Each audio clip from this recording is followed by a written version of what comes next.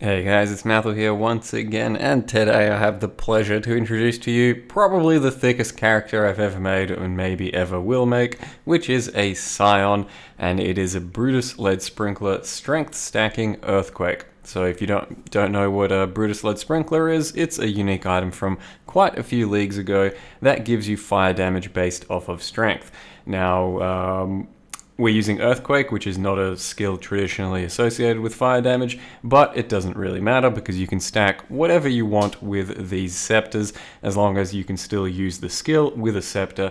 And usually I've done in the past a few Brutus Lead Sprinkler builds with Infernal Blow most of the time because it is very fire based. This time around though, I really wanted to play some Earthquake and wanted to have a different take on Earthquake rather than the stuff I've already done, which is bleed, pure Ellie, pure fizz, that sort of thing. So we went with pure fire, and it is Brutus lead sprinkler strength stacking as a Scion, which uses the chieftain ascendancy for a bunch of extra strength and some ash on hit, and as well as that the inquisitor ascendancy, which gives us a bit of extra crit Ellie, and immunity to ailments while on consecrated ground. So usually I've always made these stacking characters as non-crit as well, because you do kind of go all over the place for stats, and you don't really get too much crit in these types of builds, especially since scepters, maces aren't that good on the crit side of things. But nowadays with the war cries, you can get a lot more crit, a lot easier, more localized in your cluster jewels. And this character at this point is, I think, level 85, something like that, and it's got 1900 strength. You can get quite a lot of strength, or any stat these days, a lot more than you used to be able to. So 1900 is still nowhere near the max you can go, but it's pretty healthy at this point. And I've got like 130, 140% life on the tree, and yet I'm at 7,500 life. So when I say the thickest character I've ever made, I mean life total, because I've never had more than, I think, 7.3, 7.4 thousand. And by the end of this character's completion, he's going to have about 8,500 life, I think. That's what it currently looks like we're working towards, even though I'm still going to be filling out a bit of damage and some good utility and stuff. Just a bit more strength and a few other life nodes will generate me all the way up to 8,500, and that's fucking ridiculous considering I have not been trying very hard to go for maximum life or anything. It's just something that happens when stacking strength and picking up some of the crucial life nodes on the tree without going super overboard on them. So I think there's a world in which you could take the damage down a little bit and then still make your way up to 10,000 life or so and be able to clear most of the game. Though at this point, I don't know what the end game single target looks like. It's going to be several million DPS, but will it feel good? I'm still unsure. I've only done up to like tier 10 maps or so. Still a bit of a work in progress at the moment. But we are also utilizing Shockwave in this build.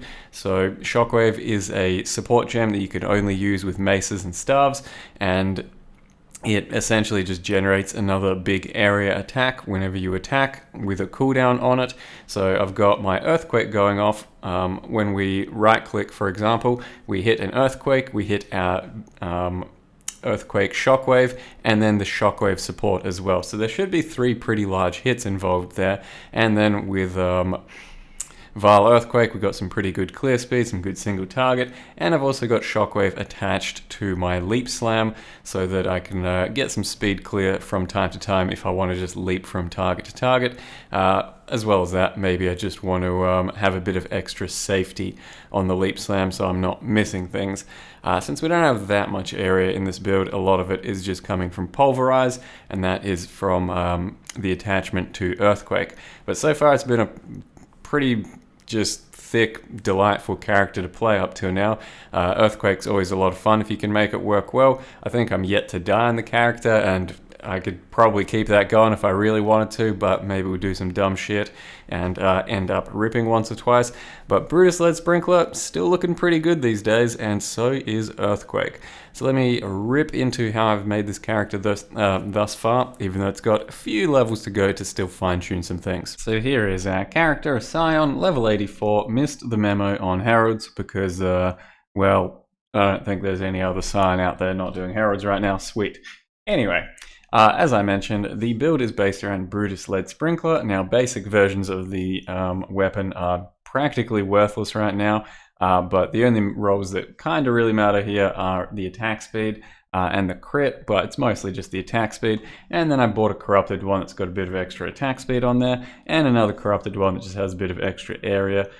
Neither thing's particularly crucial, but they're very cheap, so why the fuck not? And as you can see, adds 4 to 7 fire damage to attacks per 10 strength. Now you'll only get 4 to 7 to attacks with one of the weapons. So wearing 2, the only reason to actually wear 2 is to have the dual wield bonus, because there is a dual wield bonus in Path of Exile that gives you attack speed and melee damage.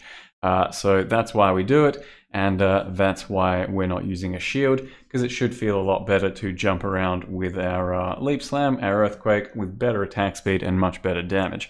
But you can definitely use a shield if you want. It's just going to be a much slower playstyle, at least I think so. Our character at the moment, 1881 strength, and there is still a little bit of progress to go.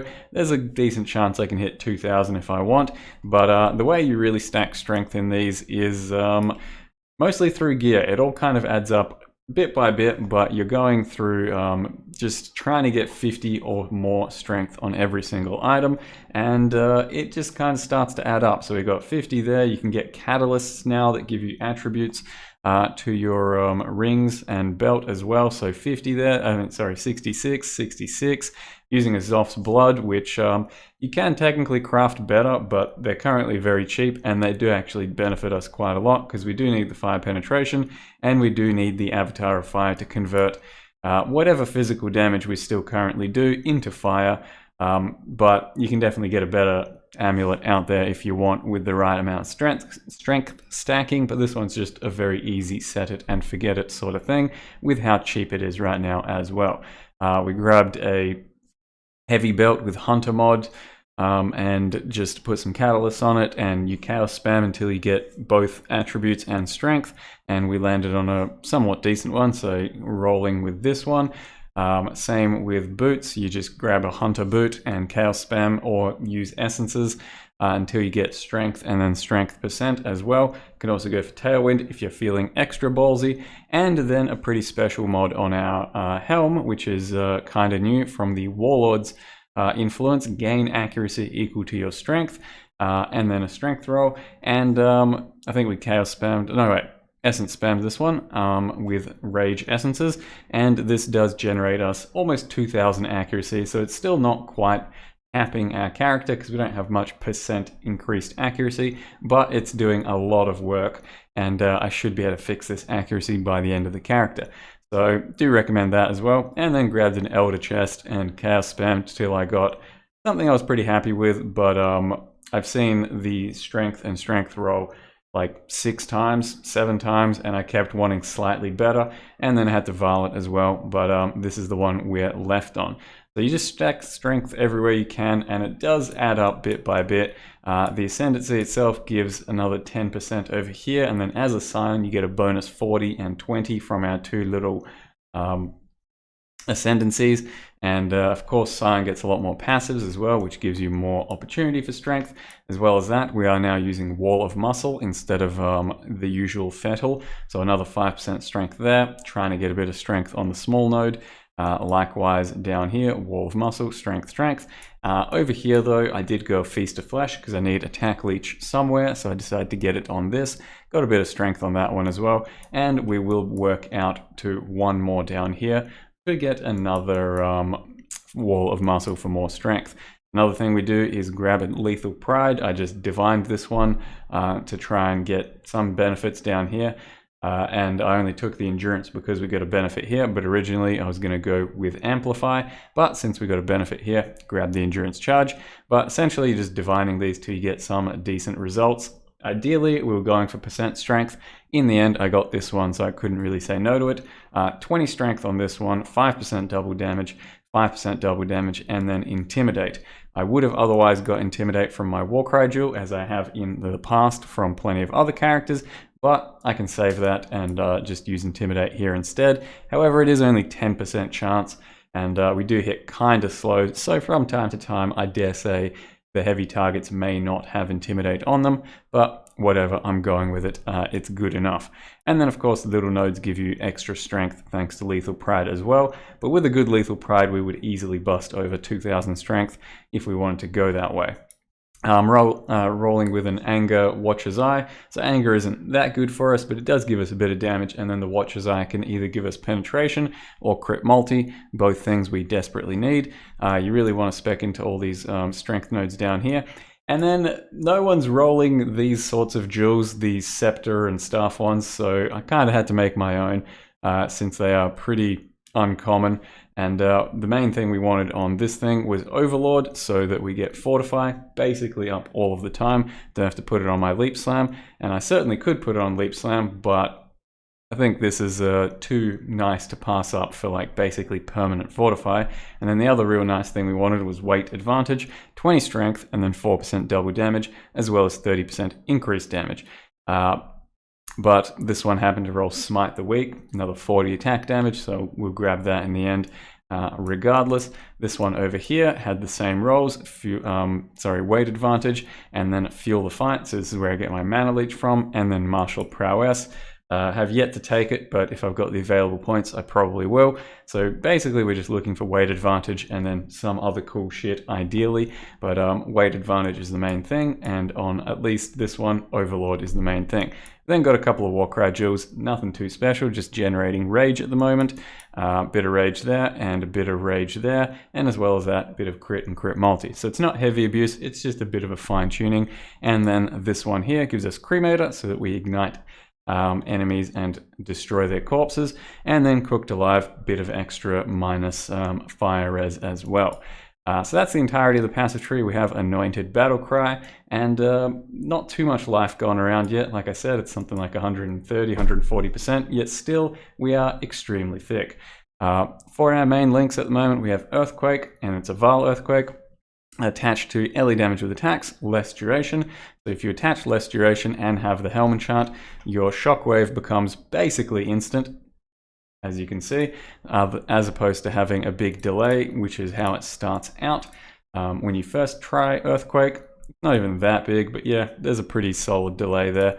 One or the other is fine as well, Helm enchant or less duration. The Helm enchant is probably more or less a luxury, but it does help if you want to essentially get your instant slaps out there. And there is a micro for Earthquake as well if you haven't seen it, but it doesn't synergize with our current look, I don't think. So I'm not using it because I'm trying to be full fire and all kinds of fiery business going on here. As far as the Leap Slam, we've also, sorry, didn't even get to the end of that one. So we've got less duration, Pulverize, since it already attacks pretty slow. And we've got enough attack speed that I feel like I can drop a bit more to get that big area. Shockwave, as I mentioned, it's basically just another little earthquake going out, but it's got a bit of a cooldown. So with a slow enough attack, you're getting it off most of the times. And then currently Ruthless, but we might use Inspiration, maybe something else. Leap Slam also has Shockwave attached to it, as well as Inspiration and faster attacks. I'm using Inspiration because it would cost some mana otherwise. I don't want to use blood magic. I'd rather my Leap Slam do some extra damage. And then my War Chief is supposed to add Combustion, so that's where I get my Combustion minus fire from. And then Pulverize and LE damage with attacks at the moment. Down here we have Herald of Ash, which doesn't really do much for us. Maybe some overkill damage from time to time. As far as actual damage is concerned, doesn't do much, but looks cool. And there's not much else we want to reserve our mana with, but you definitely could take it out if you don't think you need the aesthetics of it, and run something like a Precision or a Aspect of the Spider, whatever you really want. Blood and Sand for extra area and area damage, and then Anger, as I mentioned, attached to currently level 2 Enlighten, but I'm a bit tight on Int at the moment, so I could use level 4 just to free up some mana. It's not too important right now anyway, so we'll just let it level. And then we've got Precision level 1, Berserk, of course, Summon Stone Golem, Enduring Cry, and Blood Rage. Current flask choices are Wise Oak, Silver Flask, Diamond Flask, and a Quicksilver.